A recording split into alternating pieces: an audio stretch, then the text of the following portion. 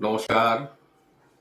আপনারা হয়তো ইতিমধ্যে দেখেছেন বহু জ্যোতিষ এবং পণ্ডিত তারা ভবিষ্যৎবাণী শুরু করে দিয়েছেন যে 2025 থেকে কলিযুগের শেষ এবং 2030 সালের মধ্যে এই পৃথিবীটাই নাকি বদলে যাবে। দেখুন, 2025 কি হবে না হবে সেই নিয়ে বিস্তারিত এখন কিছু যারাই বলতে যাচ্ছে তার 100% প্রেডিকশন করা সম্ভব নয়। তাও যেগুলো হতে পারে সেগুলো নিয়ে একটা ভিডিও আমাদের আসছে এবং সেটা 31শে ডিসেম্বর লোড করা হবে। মূলত যে জায়গাগুলো এনারা ফোকাস করছেন, বারে বারে দেখবেন প্রতিটা ইউটিউব চ্যানেলে বড় বড় পণ্ডিত তারা মূল শুরু করছেন যে শনিদেবের রাশি পরিবর্তন। একটা কথা মনে রাখবেন, শনিদেবের রাশি পরিবর্তন এই প্রথম নয়। প্রতি 2.5 বছর বাদে বাদে উনি তার হাউস পরিবর্তন করেন। Nothing new. উনি যাচ্ছেন কুম্ভ থেকে মীনে। মীন হচ্ছে তার নিজের জন্মরাশি এবং বৃহস্পতির রাশি। তো যথারীতি শনি মীন রাশিতে অবস্থান কালীন শনির কোনো অশুভ প্রভাব খুব একটা আপনারা দেখবেন না। কিন্তু যারা অধর্মের পথে আছেন তারা সতর্ক হয়ে যান, যারা অসৎ পথের উপার্জন করছেন তারা সতর্ক হয়ে যান, তারা নেশা, জুয়া, লটারি, সাত্তা এইসবের মধ্যে রয়েছেন তারাও সতর্ক হয়ে যান। কেন, শনি যখন বৃহস্পতির সঙ্গে কানেক্ট করে তখন শনি কিন্তু পুরোপুরি ধার্মিক মনোভাব সম্পন্ন হয়ে যায়। যার জন্য চিন্তা তারাই করবে যারা অসৎ পথে আছে, অসৎ সঙ্গে আছে, অসৎ কর্মে আছে, পরনিন্দা পরচর্চাতে আছে। তো এই জাতীয় জিনিস, বিভ্রান্তিমূলক তথ্য থেকে কোনো রকম মনক্ষুণ্ণ হওয়ার কারণ নেই। কেন, কলিযুগের শেষ হতে এখনো বহু বছর বাকি আছে, হয়তো কয়েক হাজার বছর। তবে 2025 খুব একটা ভালো বছর যাবে না, কিন্তু স্পেশালি কিন্তু সেটা ওয়েস্টার্ন কান্ট্রি, ইউরোপিয়ান কান্ট্রির জন্য। ভারত অতটা ফেস করবে না, এইটুকু বলে রাখলাম। কিন্তু ভারতের সীমান্তবর্তী যেসব দেশগুলো আছে তাদেরও অবস্থা খুব একটা ভালো হবে না। কেন, তারা কিন্তু ধর্মের মনোভাবে নেই, তার জন্য শাস্তিটা তাদের ভোগ করতে হবে।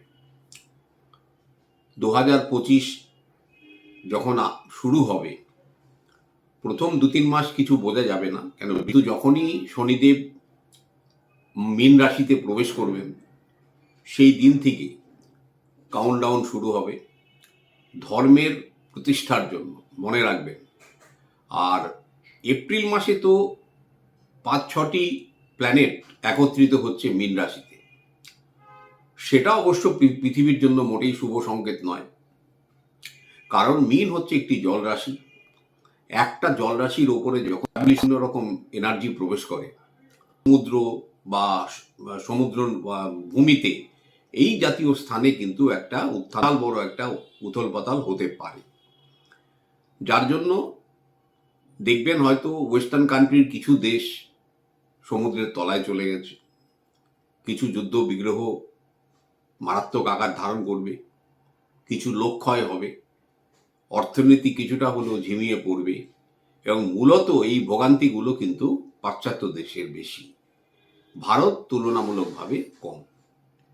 কেন, ভারতের অধিকাংশ মানুষ তারা কিন্তু ধর্মকে কিছুটা হলেও মান্যতা দেয়, পুরোপুরি অধর্মী নয়, যে জাতেরই বলুন, যে ধর্মেরই বলুন।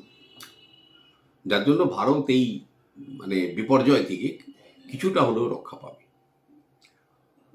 বছরটা মঙ্গলের বছর 2025, অতএব রুলিং করবে মঙ্গল, কিন্তু ডমিনেট করবে কিন্তু শনি বৃহস্পতি। শনি বৃহস্পতি যুগ্মভাবে এবারে ছড়ি ঘোরাবে। এবার আরেকটা যেটা ভয়ের বার্তা সব অ্যাস্ট্রোলজাররা দিয়ে রাখছেন পণ্ডিতরা, বৃহস্পতি অতিচারী হচ্ছে। এবং অতিচারী মানে হলো অ্যাক্সিলারেটেড মুভমেন্ট, মানে তার গতি নাকি বেড়ে যাবে। এবং বৃহস্পতি 8 বছর ধরে নাকি অতিচারী হয়ে থাকবে। অতিচারী বৃহস্পতি মানে কি? সে হাতে ছড়ি নিয়ে সবাইকে শাসন করবে। এইসব কাল্পনিক গল্পগুলো ছড়ানো হয়েছে এবং তার প্রভাবে পৃথিবী ধ্বংস হবে, কলিযুগ ধ্বংস হবে, এইসব বলা হয়েছে। যে 2033 সালে যারা মানুষরা যারা জীবিত থাকবেন তারা বিশ্বাসই করতে পারবেন না 2024-এ কি ছিল। এই জাতীয় কথাও বলা হচ্ছে। কি হবে না হবে সেটা আলটিমেটলি ভবিষ্যৎ বলবে, এবং গ্রহের সব ট্রানজিশন সবসময় যে পৃথিবীর ওপরে এরকম প্রভাব ফেলে এরকম আমরা কোনো সময় দেখিনি। আমরা করোনা পিরিয়ডেও দেখেছিলাম অ্যাস্ট্রোলজারের মানে বক্তব্য যে এটা এইখানে যাবে, ওটা এইখানে যাবে, এই সময় করোনা কমে যাবে, কারোরটাই কিন্তু ফলেনি। যে যত বড়াই করেই বলুক যে আমরাই তখন দেখেছিলাম ওই সময় কেতুর প্রবলেমে এই ভাইরাস ছড়িয়েছিল, কোনো গ্রহ নক্ষত্রের প্রবলেমে ভাইরাস ছড়ায় না। আপনি এটা মানব সৃষ্টিকারী একটা জিনিস ছিল, সেটা কোনো গ্রহ নক্ষত্র এসে করে যায়। এই জাতীয় বিভ্রান্তিমূলক তথ্য মানুষকে একটা ভয়ের প্ল্যাটফর্মে দাঁড় করিয়ে দিয়েছে।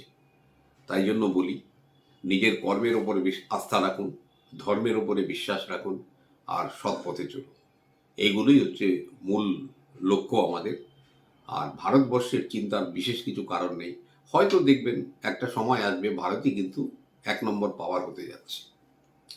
সেই সময় দেখবেন এই ডলার প্রাইস আজকে নিয়ে যারা এত অহংবোধ করছে, হয়তো দেখা যাবে যে ডলার প্রাইস ক্র্যাশ করে গেল।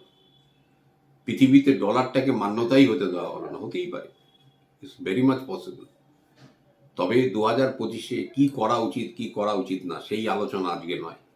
আজকে আমাদের আলোচনার ব্যাপারটা ছিল যে যে বিভ্রান্তিমূলক তথ্যগুলো বলা হচ্ছে পৃথিবী শেষ পৃথিবী শেষ, এরকম কোনো জিনিস কোনো মানুষের পক্ষে প্রেডিক্ট করা সম্ভব নয়। তার জন্য এর থেকে বিরত থাকবে। নমস্কার। ওম নমঃ শিবায়।